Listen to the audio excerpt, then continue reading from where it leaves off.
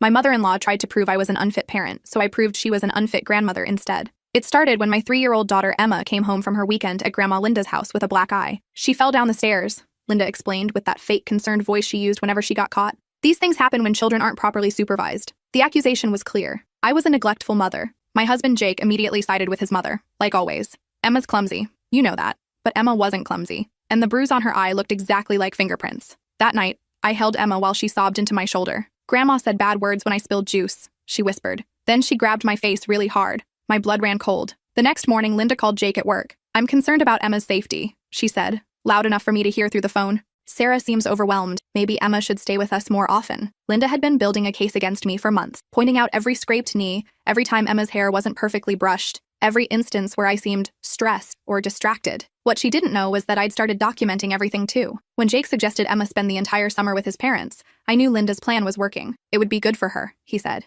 And you could use the break. That's when I realized my marriage was over. But first I had to protect my daughter. I made a decision that would change everything. The next Friday, instead of dropping Emma off at Linda's house, I installed a hidden camera in Emma's favorite stuffed animal, a pink bear she took everywhere. The camera was tiny, undetectable, and would record everything for 12 hours. I dropped Emma off with my usual smile. Have fun with Grandma, sweetheart. Linda barely looked at me. We'll call if there are any problems, she said coldly. 12 hours later, I picked up Emma and her bear. She was quieter than usual, but Linda seemed pleased with herself. Emma was much better behaved today, she announced. She's learning proper discipline. That night, after Emma was asleep, I connected the camera to my laptop. What I saw made me physically sick. The footage started normally. Linda giving Emma lunch, playing with toys. But as soon as Emma spilled apple juice on her dress, Linda's demeanor changed completely. You stupid little brat, she hissed, grabbing Emma's arm so hard my daughter yelped. Just like your mother, clumsy and worthless. I watched in horror as Linda dragged Emma to the bathroom and forced her to stand in the corner for 2 hours. When Emma cried, Linda screamed at her to shut up.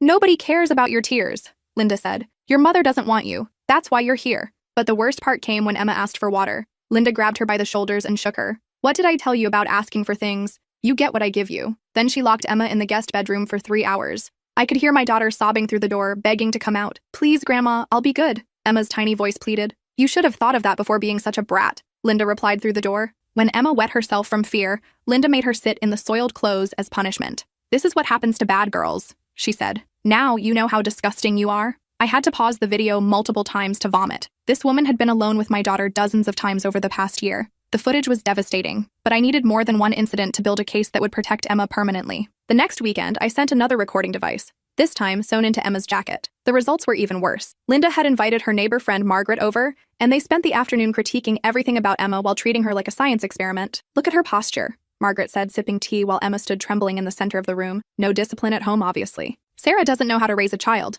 Linda agreed, circling Emma like a predator. That's why Emma needs to live here permanently. They made Emma stand perfectly still in the center of the living room while they pointed out her flaws in excruciating detail. Feet together, back straight, chin up, Linda commanded. This is how proper young ladies stand. When Emma's arms got tired and she dropped them slightly, Linda slapped her hands with a wooden ruler she kept specifically for these sessions. We'll do this until you get it right, she said with cold satisfaction. Your mother never taught you proper behavior, but I will. They made her practice for 1 hour and 15 minutes. Every mistake earned a sharp slap or harsh criticism. I watched my daughter's spirit break a little more with each cruel comment. Look at those fingernails, Margaret observed, leaning in close to Emma's trembling hands. Filthy. Sarah clearly doesn't teach basic hygiene. Emma had been gardening with me the day before, helping me plant flowers for Mother's Day. Her nails had traces of soil that I'd missed during her bath. I've been documenting everything, Linda said proudly, pulling out a thick folder. Sarah's drinking, her mood swings, Emma's constant injuries. The courts will see what kind of mother she really is.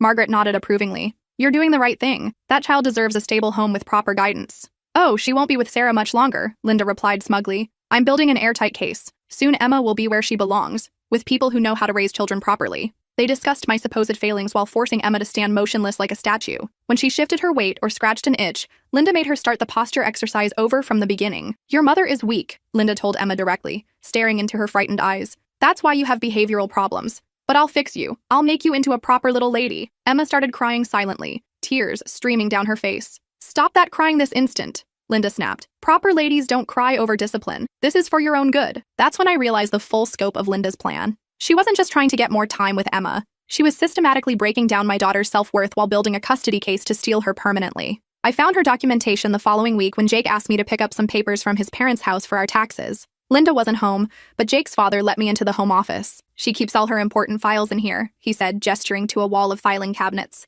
Tax stuff should be in the family folder. There, in a manila folder labeled Emma's Welfare, was everything. Photos of Emma's scraped knees with timestamps and detailed descriptions. A leather-bound journal documenting every time I seemed tired or distracted. Screenshots of my social media posts that could be taken out of context. Even photographs of our house taken from outside, with notes about unsafe conditions. She'd even written detailed reports in the style of professional assessments, complete with letterhead she'd created. Date, March 15th, 7:30 p.m. Sarah appeared intoxicated at Emma's birthday party, slurring words and stumbling. Emma seemed embarrassed by her mother's behavior and sought comfort from other adults, witnessed by multiple guests. I'd had one glass of wine and twisted my ankle and heels while carrying Emma's birthday cake. Date, March 22nd, 8:15 a.m. Emma's clothes were wrinkled and mismatched, indicating neglect. Child appeared unkempt and tired, hair unbrushed, face unwashed. Sarah seemed irritated when I pointed out Emma's appearance. Emma had dressed herself that morning while I was dealing with a work crisis, and I thought her creative outfit choices were adorable. Date, April 3rd, 2:45 p.m. Sarah seems depressed and uninterested in parenting duties.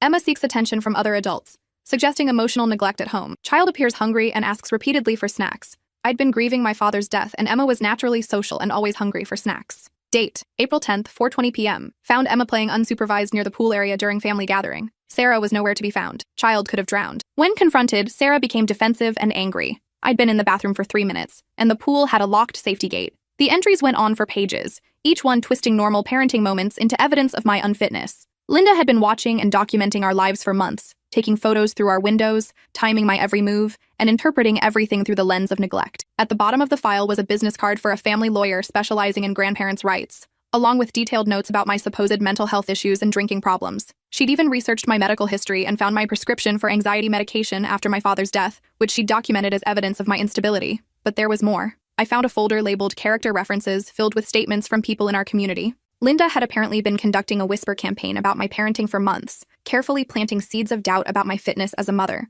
Mrs. Henderson from the church. Sarah seems distracted during services. Emma often seeks attention from other adults. The child appears to be hungry for affection, which suggests emotional neglect at home. The pediatrician's receptionist. Sarah appears overly anxious during appointments. Asks excessive questions that suggest she's out of her depth with normal childhood development. Emma seems more comfortable with medical staff than with her mother. Even our mailman had been recruited. I've noticed that little girl plays outside alone frequently. Mother works from home but doesn't seem to supervise closely. Child has approached me several times seeking adult attention. Every normal aspect of our life had been weaponized against me. Linda had twisted Emma's friendliness into evidence of neglect, my work from home schedule into negligence, and my natural parental concern into anxiety disorder. The most damning was a folder labeled Professional Evaluation. Linda had somehow convinced Emma's preschool teacher to document concerning behaviors, though I suspected the teacher had no idea how her observations would be used. Emma exhibits anxiety around loud noises and unexpected touch, the teacher had written. She apologizes excessively for normal childhood mistakes and seems fearful of authority figures. These behaviors have become more pronounced over the past few months. These were symptoms of abuse, but Linda was presenting them as evidence that I was the abuser, when in reality, they were signs of Linda's own treatment of Emma. That night, I copied everything and started planning my counterattack. I realized I was dealing with someone far more dangerous and calculating than I'd ever imagined. I researched Linda's past, something I'd never bothered to do before marriage. What I found was illuminating and terrifying. 3 previous jobs as a nanny, all ending with mysterious misunderstandings with families. A neighbor complaint about her treatment of her own pets that had been dismissed due to her sterling reputation. Most damning, a sealed juvenile record for Jake's older sister Rachel, who I'd never met but who Linda claimed was unstable. When I dug deeper into public records, I found a pattern. Every family Linda had worked for had experienced some kind of crisis shortly after her employment ended. One family had gone through a bitter custody battle. Another had dealt with CPS investigations. A third had seen their teenage daughter run away from home. When I asked Jake about his sister that evening, his face went pale. Rachel doesn't talk to the family anymore, he said quietly. Mom says she's unstable, had some kind of breakdown in college and blamed our family for everything that went wrong in her life. What kind of breakdown? I pressed. I don't know the details. She started saying crazy things about our childhood, making up stories about Mom being abusive. The therapist said she was having false memories or something like that. This sounded disturbingly familiar. Linda's pattern was becoming clear. She created chaos and then positioned herself as the solution. When's the last time you talked to Rachel? Jake shrugged uncomfortably. Maybe 10 years? She sent a card when Emma was born, but Mom threw it away. Said Rachel's influence would be toxic for a new baby, that she might try to fill Emma's head with the same lies she'd been spreading about our family. I hired a private investigator to track down Rachel. She was living across the country under her married name, working as a high school teacher, with 2 well-adjusted children of her own. When I called her, there was a long silence after I introduced myself. So you finally figured out what Linda really is, she said, her voice heavy with unsurprising resignation. I've been waiting for this call for years. I'm sorry for bothering you, I began, but I need to know about your childhood with Jake. Rachel laughed bitterly. Which version? The one Linda tells everyone? Or what actually happened behind closed doors? Rachel agreed to meet me the following weekend. I flew to Portland with copies of my video evidence and Linda's documentation, desperate to understand the full scope of what I was dealing with. Her story was heartbreaking and familiar. Rachel lived in a modest but warm house filled with her children's artwork and family photos. She was nothing like the unstable woman Linda had described. She broke my arm when I was Emma's age, Rachel said, showing me medical records she'd kept in a safety deposit box for over 20 years. Told everyone I fell off my bike. The doctor was suspicious. The break was consistent with someone grabbing and twisting, but Linda was so convincing. She cried and talked about how clumsy I was, how difficult it was to keep me safe. The pattern was clear. Linda had abused Jake and Rachel throughout their childhood, then convinced everyone she was the perfect mother when they struggled with the trauma. The psychological abuse was worse than the physical, Rachel continued, her voice steady but her hands shaking slightly. She had me convinced I was crazy, that my memories couldn't be trusted. She'd do horrible things to me, then the next day act like nothing had happened. When I'd try to tell my father or a teacher, she'd produce evidence that I was lying, fake diary entries she'd written in my handwriting, photos that seemed to contradict my story. Rachel showed me her own documentation, medical records spanning her childhood, therapy notes from college, even a recording she'd secretly made of Linda berating her during a phone call years ago. Listen to this, she said, playing the audio. Linda's voice was venomous, calling Rachel a pathological liar who was trying to destroy the family out of jealousy. This was from when I was 22 and trying to get help. Jake blocked it all out, Rachel explained. He had to, just to survive. She convinced him that I was jealous of their relationship, that I was mentally ill and trying to destroy the family with lies. He was her golden child, as long as he never questioned her version of reality. How did you break free? I asked. I didn't talk to them for 5 years, got intensive therapy, built a life away from her influence. When I met my husband, I had to learn what normal relationships looked like. It took years to trust my own memories and feelings. She looked at my videos with growing horror and recognition. This is exactly what she did to us, she said, tears streaming down her face. The isolation, the criticism, the way she makes the child feel responsible for the abuse. She's doing to Emma what she did to me. Will you help me? I asked. I've been waiting 20 years for someone to ask, she replied. Rachel provided me with detailed documentation of Linda's abuse pattern, including the names of the families she'd worked for and the chaos that had followed her employment. Together, we built a comprehensive picture of a woman who systematically destroyed families while positioning herself as their savior. Armed with Rachel's testimony and documentation, I returned home and confronted Jake directly. Your mother is abusing Emma, I said, showing him the videos. He watched in stunned silence as Linda screamed at our daughter, locked her in rooms, and made her stand in wet clothes. I could see him struggling with cognitive dissonance. The loving mother he remembered fighting against the evidence in front of his eyes. This isn't real, he whispered, his face pale. You edited this somehow. Mom would never. Call your sister, I said, handing him Rachel's phone number. The conversation lasted 3 hours. I could hear Rachel's voice through the phone, gentle but firm, walking Jake through memories he'd buried deep. She reminded him of incidents from their childhood, times when he'd hidden in closets, nights when he'd wet the bed from fear, the way Linda would hurt Rachel and then comfort him afterward, making him complicit in the abuse. When he hung up, he was sobbing like a broken child. I remember now, he said through his tears. I remember hiding in the closet when she'd lose her temper. I remember Rachel trying to protect me, taking the blame for things I did. I remember being so afraid of making her angry. He looked at me with broken eyes. How could I have let her near Emma? How could I not have seen it? Because you were conditioned not to see it, I said gently. She spent your entire childhood training you to doubt your own perceptions, just like she's conditioning Emma now. The next morning, Jake called his mother with shaking hands. Emma won't be staying with you anymore, he said simply. Linda's reaction was immediate and explosive. How dare you keep my granddaughter from me? She screamed loud enough for me to hear across the room. You're both unfit parents. I have documentation proving it. I'll take that child away from you if it's the last thing I do. We know what you've been doing, Jake said quietly. I've been protecting that child from your wife's neglect, Linda hissed. Sarah is mentally unstable, just like your sister. Emma deserves a real family who can give her proper guidance and discipline. We are protecting her, Jake said, his voice growing stronger. From you. You've poisoned him against me, Linda spat into the phone. Just like that psychotic sister of his filled his head with lies, I won't let you destroy another family. I have evidence, Jake. Evidence that will show everyone what kind of mother Sarah really is. She hung up and immediately called her lawyer. 2 days later, we received papers.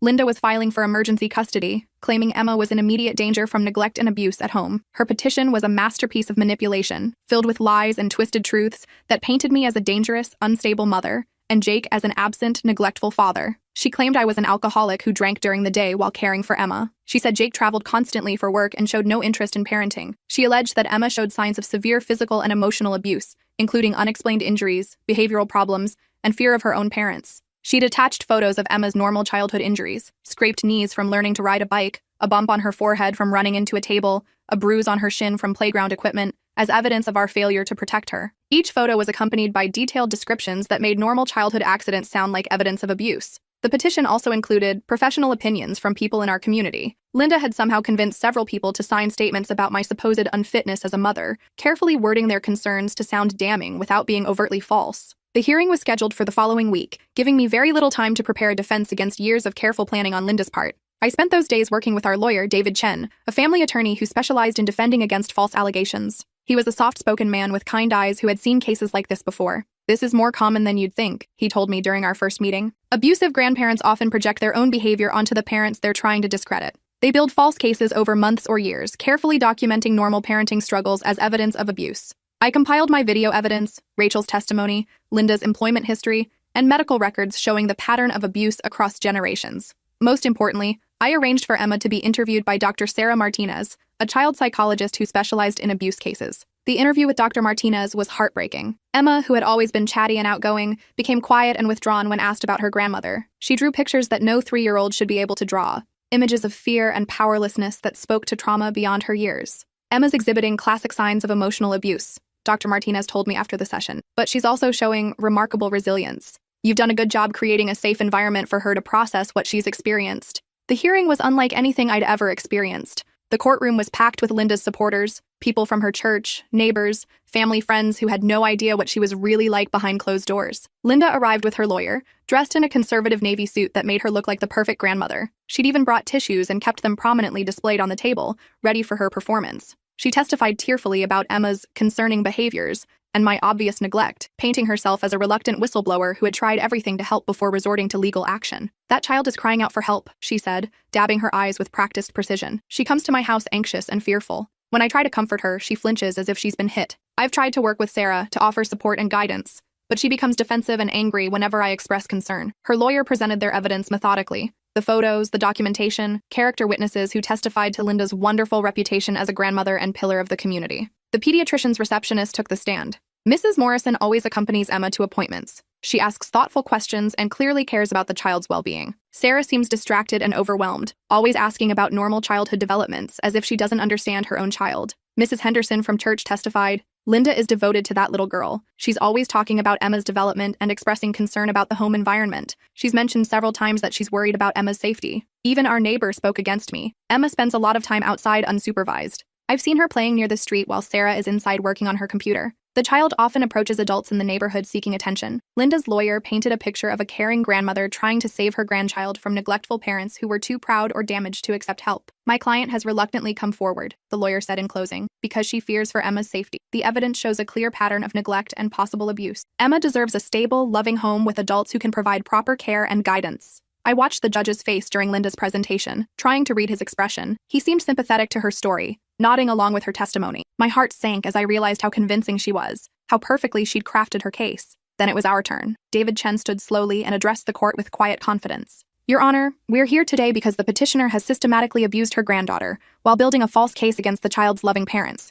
What you're about to see will shock you, but it represents the truth about Linda Morrison." He played the first video. The courtroom went completely silent as Linda's real voice filled the room, harsh and cruel in a way that contrasted sharply with her gentle testimony. "You stupid little brat, just like your mother, clumsy and worthless." I watched Linda's face as her own words played back. For just a moment, her mask slipped, and I saw pure rage flash across her features before she composed herself again. We played clip after clip. Linda screaming at Emma, grabbing her roughly, locking her in rooms, making cruel comments about her granddaughter's appearance and behavior. The contrast between the woman on the witness stand and the woman in the videos was jarring. The judge's expression grew darker with each video, his earlier sympathy evaporating as he watched Linda's systematic abuse of a 3-year-old child. "Your Honor," Linda's lawyer stammered, "these videos are clearly edited or taken out of context. My client was attempting to provide discipline and structure." "Are you claiming this is not your client's voice?" David asked. The lawyer had no response. The videos were clearly unedited, showing continuous footage of Linda's abuse. We played the audio of Linda discussing her plan to take custody with her friend Margaret, her cruel comments about Emma's supposed defects, her systematic emotional abuse designed to break a 3-year-old's spirit. The room was silent except for the sound of Linda sobbing on the recording. Not tears of remorse, but frustrated rage at a child who wouldn't conform to her impossible demands. Then Rachel took the stand. She testified about her childhood with calm composure, speaking clearly about decades of abuse while maintaining her dignity. She showed the court medical records spanning years, injuries that couldn't be explained by normal childhood accidents, emergency room visits where doctors had noted suspicious patterns. My mother is very good at appearing concerned, Rachel said, looking directly at Linda. But behind closed doors, she's a predator who systematically targets the most vulnerable family members. She destroyed my childhood, convinced everyone I was mentally ill when I tried to get help, and now she's doing the same thing to Emma. Linda's lawyer attempted to discredit Rachel during cross-examination, suggesting she was unstable and seeking attention. Ma'am, isn't it true that you've been estranged from your family for years due to mental health issues? Rachel smiled sadly. I've been estranged from my abuser for years due to her mental health issues. There's a significant difference. The child psychologist testified next, presenting Emma's drawings and explaining their significance. Emma displays classic signs of emotional abuse, Dr. Martinez said. She flinches when touched unexpectedly, apologizes constantly for normal behavior, and shows severe anxiety around authority figures. She presented Emma's artwork from their sessions. When asked to draw her family, Emma had drawn herself, her parents, and several friends in bright colors. When asked specifically about her grandmother, Emma had drawn disturbing pictures. A large, angry face with sharp teeth hovering over a small figure. A little girl locked in a box. A woman with claws reaching for a crying child. The child described feeling scared and confused at her grandmother's house. Dr. Martinez continued, she believes she's bad, and that's why these things happen to her. This kind of self-blame is typical in abuse victims who are too young to understand that they're not responsible for adult behavior. In your professional opinion, David asked, who poses a threat to this child's well-being? Absolutely the grandmother, Dr. Martinez replied without hesitation. Emma shows no signs of abuse in her primary home. Her parents have created a secure, loving environment where she can express herself freely. The trauma symptoms only appear in relation to visits with the petitioner. Linda's lawyer had no meaningful questions for any of our witnesses. The evidence was overwhelming. Finally, David presented Linda's employment history, the pattern of families who terminated her services under mysterious circumstances, the neighbor complaints that had been dismissed due to her reputation, the systematic way she'd built false cases against Emma's parents while abusing the child herself. Your Honor, David concluded, this is not a custody case. This is a criminal matter. The petitioner has committed systematic child abuse while attempting to steal a child from her loving parents through fraudulent legal proceedings. The judge took a brief recess to review the evidence, then returned with a stern expression. This petition is not only denied in its entirety, but I'm issuing an immediate restraining order, he said, looking directly at Linda. Mrs. Linda Morrison is prohibited from any contact with the minor child, directly or indirectly, for a period of no less than 10 years. He turned to the court clerk. Please ensure law enforcement is notified of this order immediately, and that copies are sent to the child's school and daycare providers. Then he looked back at Linda, whose face had transformed from white to red, with barely contained rage. Your behavior, as documented in these recordings, constitutes clear evidence of systematic child abuse. I'm referring this case to the district attorney for immediate criminal prosecution. Additionally, I'm ordering a full investigation into your past employment as a caregiver, and I'm recommending that your name be added to child abuse registries to prevent future employment with children. Linda couldn't contain herself any longer. She exploded out of her chair. This is ridiculous, she screamed. I'm the only one who truly cares about that child. These people have poisoned her against me with their lies and manipulation. Ma'am, the judge said firmly, you will sit down and remain silent, or I will hold you in contempt of court. Linda's lawyer grabbed her arm and tried to force her back into her seat, but she continued ranting. That child is in danger. Sarah is mentally unstable just like Jake's sister. Emma needs proper guidance and discipline, not this permissive nonsense that's ruining her. Bailiff, the judge called. As the bailiff approached, Linda finally sat down, but her mask had completely slipped. The gentle grandmother act was gone, replaced by the cruel, controlling woman I'd seen in the videos. The judge continued. I've been on this bench for 15 years, and I've rarely seen such clear evidence of systematic child abuse disguised as concern. The petitioner's actions represent a danger not just to this child, but potentially to other children in the community. He paused, looking around the courtroom at Linda's supporters, many of whom now looked shocked and confused. I want to be very clear about what happened here today. This was not a case of a loving grandmother expressing legitimate concerns. This was a predator using the legal system to continue her abuse of a child while attempting to discredit the very parents who were protecting that child from harm. Linda sat in stunned silence, finally understanding that her perfect plan had not only failed but destroyed her completely. But I wasn't done. Outside the courthouse, I handed copies of the videos to the local news station and several national media outlets that covered stories about child abuse. Linda's carefully crafted reputation in our small town evaporated overnight. The story ran on the evening news with the headline, Respected Grandmother Caught Abusing Toddler on Hidden Camera. They interviewed Dr. Martinez about signs of child abuse, showed selected clips from the recordings with Emma's identity protected, and discussed how predators often present themselves as concerned caregivers. Within hours, the story had spread to social media and picked up by larger news outlets. Linda's Bridge Club issued a statement distancing themselves from her. Her church asked her to step down from all ministries involving children. Neighbors who had praised her parenting skills for decades suddenly remembered concerning incidents they'd previously ignored or dismissed. 3 other families came forward with their own stories about Linda's babysitting. Children who'd returned home upset or injured, explanations that hadn't quite made sense. their own gut feelings that something was wrong, but that they dismissed because of Linda's sterling reputation. One mother, Jennifer Walsh, shared her story on local news. "My daughter Emma, also named Emma coincidentally, was 7 when Linda babysat for us. She came home one night and said Linda made her stand in the corner for hours because she couldn't tie her shoes fast enough. When I asked Linda about it, she said Emma was exaggerating and that children often make up stories to avoid consequences. I believed her because everyone said she was wonderful with kids." Another family revealed that their son had been afraid to stay with Linda after she forced him to eat food he was allergic to as discipline for being too picky. They'd switched babysitters but never reported the incident because they doubted their child's version of events. The criminal case moved swiftly. With video evidence, multiple witnesses, and Linda's outburst in court, the district attorney had an airtight case. Linda initially tried to fight the charges, claiming the videos were edited and that she was the victim of a conspiracy.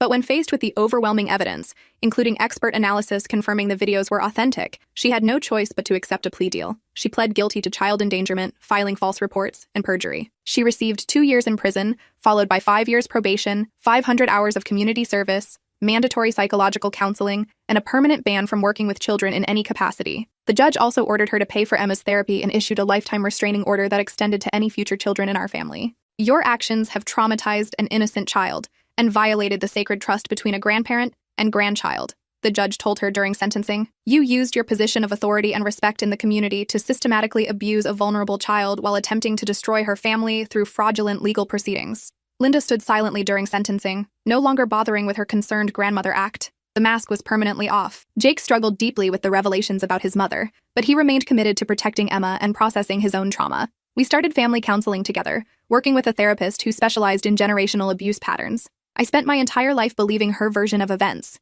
he said during one particularly difficult session. "She convinced me that Rachel was crazy, that my memories couldn't be trusted, that questioning her meant I was being disloyal to family. Survivors often protect their abusers," our therapist explained patiently. "It's a psychological defense mechanism that helps children survive trauma. You were conditioned from birth to prioritize your mother's emotions over your own safety and perceptions." Jake worked incredibly hard to deprogram years of manipulation and gaslighting. He started having regular phone calls with Rachel, rebuilding their relationship and processing their shared trauma. Watching him reconnect with his sister was beautiful. They had so much healing to do together. Emma also started therapy specifically designed for young trauma survivors. In age-appropriate ways, she learned that adults shouldn't hurt children, that it's okay to tell the truth about scary things, and that she was loved unconditionally regardless of her behavior. Her progress was remarkable. The night terrors stopped within a month. She started laughing freely again, the spontaneous, joyful laughter of a child who feels safe. The constant apologizing faded as she learned that making mistakes was normal and wouldn't result in punishment or rejection. "Grandma Linda was sick in her heart," Emma told me one day while we were coloring together. "But you and Daddy keep me safe now." 6 months after the trial, we moved across the country for Jake's job transfer. A fresh start away from Linda's lingering influence and the small-town gossip that never quite dies, even after truth comes to light. Emma thrived immediately in her new preschool. She made friends easily and showed no signs of the anxiety and hypervigilance that had characterized her behavior during the abuse period. Her new teacher, Mrs. Rodriguez, pulled me aside after the first week. "Emma is such a confident, happy child," she said with genuine warmth. "She speaks up for herself, shows real empathy for others, and has wonderful emotional regulation for her age. Whatever you're doing, keep it up." If only she knew what we'd been through to get Emma to this healthy place. One evening, as I was tucking her into bed in our new house, she looked up at me with those big brown eyes that had seen too much for her age. "Mommy, why was Grandma Linda so mean to me?" I chose my words carefully, as I always did when discussing the past. "Some people have sickness in their hearts that makes them want to hurt others, especially people who are smaller and can't protect themselves," I said gently. "But that was never, ever your fault. You're a wonderful little girl who deserves only kindness and love." She nodded solemnly, processing this in her 3-year-old way. "I'm glad she can't hurt me anymore." "She can't,"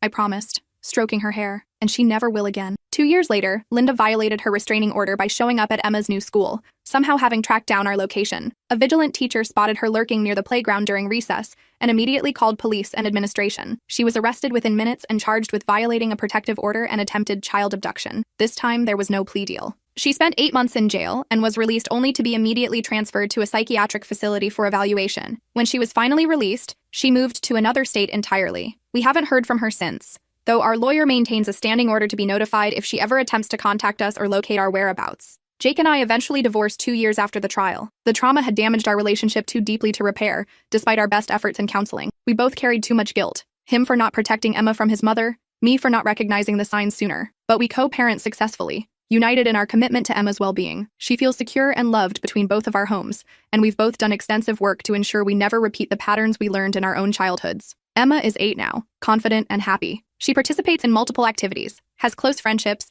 and shows no lasting effects from Linda's abuse. She doesn't remember much about her grandmother anymore, which is exactly how we wanted it. Her child psychologist says this is normal and healthy. Young children often don't retain detailed memories of trauma if they're removed from the situation quickly and given proper support to heal. Sometimes people ask me if I feel guilty about destroying Linda's reputation and family relationships. I don't. Not even a little bit. She made her choices when she decided to hurt a defenseless child. She chose to systematically abuse Emma while building a false case against me. She chose to use the legal system as a weapon to continue her abuse. I simply made sure everyone knew who she really was. The ripple effects of exposing Linda went far beyond our immediate family. The state launched a comprehensive investigation into her past employment and found a disturbing pattern of complaints that had been dismissed or buried because of her sterling reputation in the community. New legislation was passed requiring enhanced background checks for private caregivers and mandatory reporting training for all child care providers. Teachers and doctors received additional training on recognizing emotional abuse disguised as discipline or concern. Linda's case became a textbook example in child psychology courses about how predators use their reputation and social standing to access victims.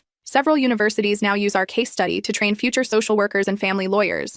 Most importantly, Emma grew up knowing that she's valued and protected. She speaks up confidently when something bothers her. She sets appropriate boundaries with adults. She knows she deserves kindness and respect from everyone in her life. Linda tried to break Emma's spirit and steal her identity as a loved, worthy child. Instead, she made Emma stronger and more resilient. Last month, Emma came home from school excited about a new friend whose grandmother had visited their class. "Her grandma seems really nice," Emma said brightly. "She brought homemade cookies for everyone and read us stories. She didn't yell at anybody or make mean faces." I'm grateful that Emma has positive examples of what healthy family relationships look like. She deserves grandparents who celebrate her achievements, encourage her dreams, and love her unconditionally, not ones who try to destroy her sense of self-worth for their own psychological satisfaction. Emma still has one set of loving grandparents, my parents, who moved closer to us after everything happened. They shower her with appropriate affection and create the positive memories that every child deserves. They've also been incredibly supportive of Jake, welcoming him as a true son-in-law even after our divorce. Linda thought she could use my daughter as a weapon against me, positioning herself as the savior while painting me as an unfit mother. She believed her reputation and careful documentation would be enough to steal Emma away from her loving family. Instead, I used her own cruelty as a weapon against her. The truth was more powerful than all her lies and manipulation. The best revenge was simply letting Linda reveal who she really was. Sometimes, late at night, I wonder what would have happened if I hadn't trusted my instincts and installed that camera. How long would Linda's abuse have continued? How much psychological damage would she have inflicted on Emma's developing sense of self? The thought terrifies me, but I'm grateful every day that I acted when I did. Emma knows she's loved, protected, and valued exactly as she is. She knows that adults who truly care about children don't hurt them, manipulate them, or try to turn them against their parents. She knows that when someone tries to harm her, there are people who will fight fiercely to keep her safe. Most importantly, she's learned that her voice matters, that speaking up about uncomfortable situations is not only okay, but necessary. This lesson will serve her well throughout her life. That's a lesson worth all the pain we went through to learn it. And that's how I knew that protecting Emma was worth destroying Linda's entire facade of respectability. The truth always wins in the end. You just have to be brave enough to document it and strong enough to fight for it.